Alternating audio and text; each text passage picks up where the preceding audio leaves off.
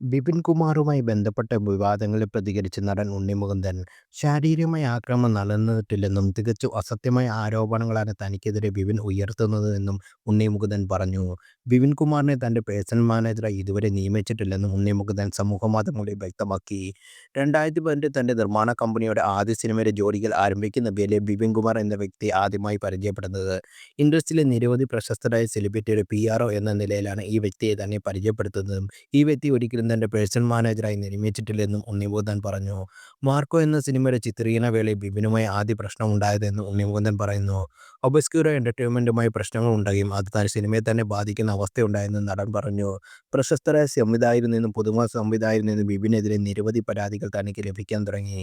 ഒരു സഹപ്രവർത്തകൻ എന്ന നിലയിലും സുഹൃത്ത് എന്ന നിലയിലും ക്ഷമിക്കുന്നതിന്റെ അപ്പുറമായിരുന്നു പലതും എന്നും ഉണ്ണിമുകുന്ദൻ പറയുന്നു. ബിപിൻ കുമാർ അവകാശപ്പെടുന്ന പോലെ ശാരീരിക ആക്രമണം ഉണ്ടായിട്ടില്ല. ബിപിൻ ഉന്നയിച്ച ആരോപണങ്ങൾ തികച്ചും വ്യാജവും അസത്യവുമാണ്. മുഴുവൻ സ്ഥലത്തെ CCTV നിരീക്ഷണത്തിന് വിധേയമാണ്. വ്യാജ ആരോപണങ്ങൾക്ക് മുമ്പ് അത് പരിശോധിക്കാമെന്നാണ് ഉണ്ണി പറയുന്നു.